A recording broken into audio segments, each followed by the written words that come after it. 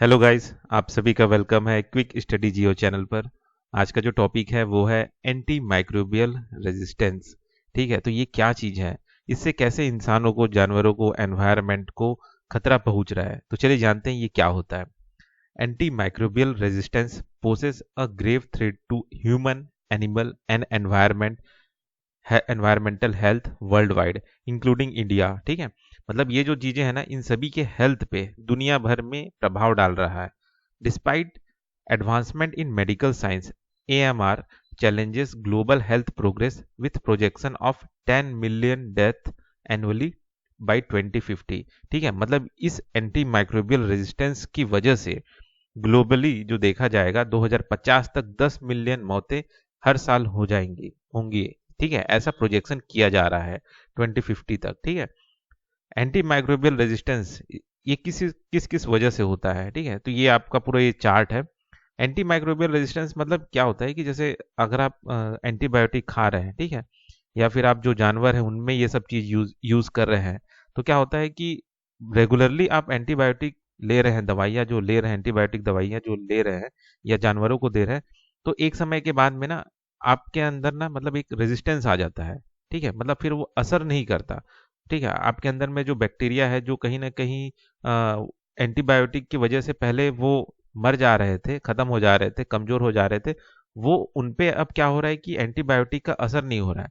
ठीक है, तो उसके पीछे जो कारण है, वो जो जो शरीर में जो भी बीमारी आ रहा है, जो कि अब एंटीबायोटिक खाने के बाद में उस पर कोई असर नहीं पड़ रहा है, वो रेजिस्टेंस हो गया, तो उसी चीज को कहते हैं हम एंटीबायोटिक रेजिस्टेंस। ठीक है, तो ये जो एंटीबायोटिक जो रेजिस्टेंस पैदा हो रहे हैं अभी के जो बैक्टीरियाज हैं उनमें, वो किस कारण से हो रहे हैं। ठीक है, तो पहला यहाँ पे आप देख सकते हैं चार्ट में दिया है कि ओवर प्रिस्क्राइबिंग ऑफ एंटीबायोटिक, कुछ ज्यादा ही एंटीबायोटिक आप ले रहे हैं या डॉक्टर ज्यादा ही एंटीबायोटिक डिस्क्राइब कर रहे हैं हर छोटे छोटे मोटे बीमारी को लेके, तो उसकी वजह से जो है बैक्टीरिया में जो एंटीबायोटिक रेजिस्टेंस हो जाते हैं। ठीक है, या जो पेशेंट है वो एंटीबायोटिक को बिना प्रिस्क्राइब्ड तरीके से ले रहा है। ठीक है, डॉक्टर ने उसको बोला नहीं है लेने के लिए, फिर भी वो अपने मर्जी से जब मन आ रहा है जो भी आ रहा है वो ले रहा है एंटीबायोटिक। ठीक है, या फिर जो एग्रीकल्चर है, जानवर है, उन सभी चीजों में जो एंटीबायोटिक का अननेसेसरी यूज हो रहा है, तो उससे भी ये आपका क्या बोलते हैं एंटीबायोटिक रेजिस्टेंस हो रहा है। ठीक है, या जो हॉस्पिटल है वहाँ पे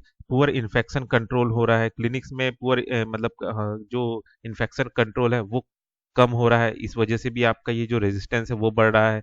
ठीक है, पुअर हाइजेनिक और सैनिटेशन प्रैक्टिस वजह से भी आपका रेजिस्टेंस बढ़ता है। ठीक है, और ये जो आपका टेस्ट है, लेबोरेटरी में जो टेस्ट हो रहे हैं वो उनमें कमी आ रहा है। ठीक है, तो इन सभी चीजों की वजह से जो आपका जो एंटीबायोटिक जो रेजिस्टेंस है वो बढ़ रहा है ना। अब ये एंटीबायोटिक रेजिस्टेंस होने की वजह से जो हर साल जो मौतें हैं वो बढ़ने लगी हैं। ठीक है, इकोनॉमिक लॉस होने लगा है।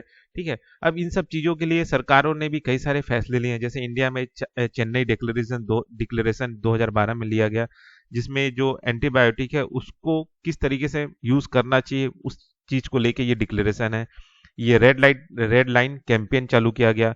इसमें क्या होता है कि एक तरह से अवेयरनेस है कि भाई एंटीबायोटिक थोड़ा सोच समझ के ले। ठीक है, और जो भी दवाई है उनमें लाल कलर का एक तरह से क्या बोलते हैं लाइन सा लगा रहेगा, जिससे ये पता चल जाएगा कि भाई ये जो दवाई है ये एंटीबायोटिक है, तो थोड़ा सेफ्टी या प्रिकॉशन के साथ ले, या जब तक डॉक्टर आपको प्रिस्क्राइब नहीं कर रहा है तब तक ना ले।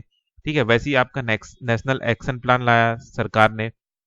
ठीक है, इस एंटी माइक्रोबियल रेजिस्टेंस को लेके कि भाई कैसे उसका यूज करना है, किस तरीके से यूज करना है, ये चीज को लेके। ठीक है, अब ग्लोबल लेवल में भी क्या क्या क्या बोलते हैं इसको लेके, एंटी माइक्रोबियल रेजिस्टेंस को लेके क्या क्या काम हुआ, तो जैसे यूरोपियन यूनियन है, तो उन्होंने क्या किया कि बैन कर दिया ये जो मास मेडिकेशन होता है ना एनिमल्स को लेके, जिसमें एंटीबायोटिक्स दिया जाता है और भी अदर ड्रग्स जो जानवरों को दिया जाता है, तो उसको बैन किया गया कि भाई अब आप जानवरों को जैसे वो पनप रहे हैं उसको वैसे ही पनपने दे। ठीक है, उनको आप दवाई दे के, एंटीबायोटिक दे के आप उसको बड़ा मत करें, या है ना। तो क्या होता है कि जैसे अगर आप जानवर है उसको आप जैसे आप मछली है ना, मुर्गी है, उसमें अगर आप एंटीबायोटिक दे रहे हैं, ड्रग्स दे रहे हैं, तो उसको इंसान खाएगा तो कहीं ना कहीं इंसान में भी एंटी माइक्रोबियल रेजिस्टेंस पैदा हो जाते हैं। ठीक है, तो ये चीज है, तो उस लिए क्या किया गया कि एनिमल में एंटीबायोटिक का यूज को बिल्कुल बैन कर दिया यूरोपियन यूनियन ने। ठीक है, यूनाइटेड नेशन ने वन हेल्थ अप्रोच लाया। वन हेल्थ अप्रोच में क्या होता है कि भाई आप भी अकेले नहीं हो। ठीक है, कि भाई ह्यूमन ह्यूमन जो है उस पे एंटी माइक्रोबियल रेजिस्टेंस नहीं होना चाहिए। ठीक है, तो सिर्फ आप ह्यूमन पे फोकस नहीं कर सकते, आपको जानवर को भी, एनवायरनमेंट को भी, इन सभी चीजों को साथ लेके एक वन हेल्थ अप्रोच लेके चलना है कि हम सब का हेल्थ एक ही है, क्योंकि एक में भी अगर एंटी माइक्रोबियल रेजिस्टेंस बढ़ा तो वो कहीं ना कहीं बाकियों में भी वो फैलेगा। ठीक है, तो इसको वन हेल्थ अप्रोच करके नाम दिया और सभी के हेल्थ पे फोकस किया गया। ठीक है, एनवायरनमेंट भी ध्यान दो कि भाई दवाई का यूज ज्यादा ना हो। ठीक है, जानवरों में ड्रग्स ज्यादा ना दिया जाए। ठीक, इस तरीके से वर्ल्ड हेल्थ ऑर्गेनाइजेशन ने अवेयर क्लासिफिकेशन ऑफ एंटीबायोटिक्स लाया। ठीक है, तो इसमें क्या कर रहे थे कि किस तरह से आप जो क्या बोलते हैं एंटीबायोटिक है उसका यूज करें, क्या क्या सेफ्टी प्रिकॉशन रखें, किस किस चीजों में उसको प्रिस्क्राइब करें। तो उसके लिए इन्होंने एक फ्रेमवर्क निकाला। ठीक है, डब्ल्यूएचओ ने फ्रेमवर्क निकाला। तो ये वही है अवेयर क्लासिफिकेशन ऑफ एंटीबायोटिक्स। ठीक है, एक फ्रेमवर्क निकाला कि एंटीबायोटिक्स को लेके क्या क्या क्या बोलते हैं सचेत रहा जाए, कब कब उसका यूज किया जाए, किस तरीके से यूज किया जाए, वो चीज को बताया है ना। अब जानते हैं ये एंटीबायोटिक रेजिस्टेंस, वही जो चीज मैंने बताया कि जब ऑर्गेनिज्म जैसे कि बैक्टीरिया, वायरसेस, फंगी और जो भी पैरासाइट्स है वो इवॉल्व होते जाते हैं to resist anti microbial drugs. ठीक है, रेंडरिंग देम इनइफेक्टिव। मतलब क्या है ना, वही जैसे कोई भी बैक्टीरिया है, वायरस है, फंगी है। ठीक है, अगर आप उसको दवाई दे जा रहे हैं, ठीक है, तो एक समय के बाद में उनमें रेजिस्टेंस आ जाता है उस दवाई को लेके। समझ रहे हैं, अब वो दवाई का उन पे कोई असर नहीं पड़ रहा है। अब जैसे मान लीजिए मुझे कोई बैक्टीरिया है शरीर में, बीमार पड़ा हूं, है ना, या वायरस है। अब मैं बार बार वो एंटीबायोटिक लिए जा रहा हूँ तो वो वायरस जो है वो एक समय के बाद में उस दवाई को से लड़ने का उसके अंदर क्षमता आ जाएगा, फिर वो दवाई का उस पर कोई असर नहीं पड़ेगा। ठीक है, तो इसी को हम कहते हैं एंटी माइक्रोबियल रेजिस्टेंस। इसका इम्पैक्ट क्या होता है? Treatment increase health care cost. ठीक है, मतलब कॉम्प्लिकेट ट्रीटमेंट। अब जैसे आप बीमार है तो पहले क्या होता था कि नॉर्मल दवाई में भी आप ठीक हो जाते थे, अब आप ठीक ही नहीं हो रहे, कितना भी दवाई ले रहे हैं है ना। और इससे क्या हो गया कि जो ट्रीटमेंट है वो कॉम्प्लिकेट हो गया है कि भाई अब कैसे इसको ठीक करें, उसके लिए अब नया फिर क्या बोलते हैं रिसर्च करना पड़ेगा, है ना। हेल्थ केयर कॉस्ट में वो इंक्रीज हो रहा है कि भाई अब आप पहले छोटे से दवाई से ठीक हो जाते थे, सस्ते दवाई से, अब आपको महंगा दवाई लेना पड़ रहा है। ठीक है, लंबे समय तक आपको बीमार रहना पड़ रहा है।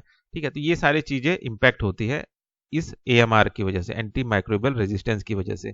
ठीक है, अब इसके पीछे जो कारण है जो मैंने पहले ही बता चुका, वही आपका ओवर यूज एंटीबायोटिक्स का।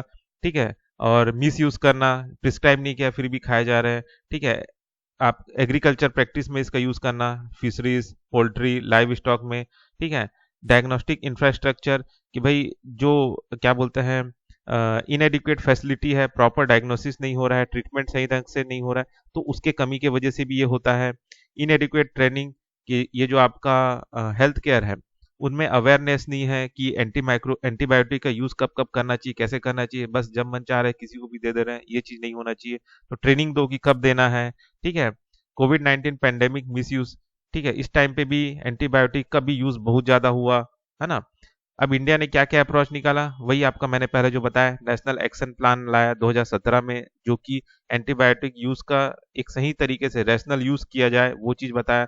और ये जो एंटी माइक्रोबियल रेजिस्टेंस सर्विलेंस भी किया जाए कि भाई ये कहाँ कहाँ पे फैल रहा है, किन किन बीमारियों को लेके फैल रहा है, इसको खोजा जाए।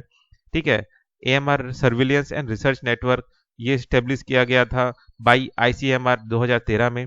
ठीक है, जो कि एक तरह से रेजिस्टेंस पैटर्न को ये आपका जो 30 टेरिटरी हॉस्पिटल है उस पे देखा गया, मॉनिटर किया गया कि भाई किस किस वो पे ये आपका रेजिस्टेंस जो है बढ़ रहा है, किस किस तरह का पैटर्न दिखा रहा है। ठीक है, वन हेल्थ अप्रोच किया गया कि भाई जो भी हेल्थ है वो सिर्फ इंसानों के हेल्थ को ही आपको फोकस नहीं करना है। ठीक है, एक interconnected health across human, animal और एनवायरमेंट सेक्टर में होना चाहिए। ठीक है, तीनों को आप एक लेके चलिए, है ना। ऐसा नहीं कि एक को आप ज्यादा अहमियत दे रहे हैं दूसरे को नहीं, ऐसा नहीं करना है। नेशनल वन हेल्थ मिशन, ठीक है, ये लाया गया सरकार द्वारा। ठीक है, जो कि 2022 में लाया गया, जिसमें टारगेट था ये जो आपका एंटी माइक्रोबियल रेजिस्टेंस भी था, जेनेटिक डिजीजेस भी था। ठीक है, और एनवायरमेंटल हेल्थ भी था। तो ये सारे जो है सरकार जो है इन सब चीजों पे भी काम कर रही है, जिससे ये जो आपका एएमआर है, एंटी माइक्रोबियल रेजिस्टेंस है, उसे रोका जा सके। ठीक, तो इस वीडियो में बस इतना ही, फिर मिलते हैं नेक्स्ट वीडियो में।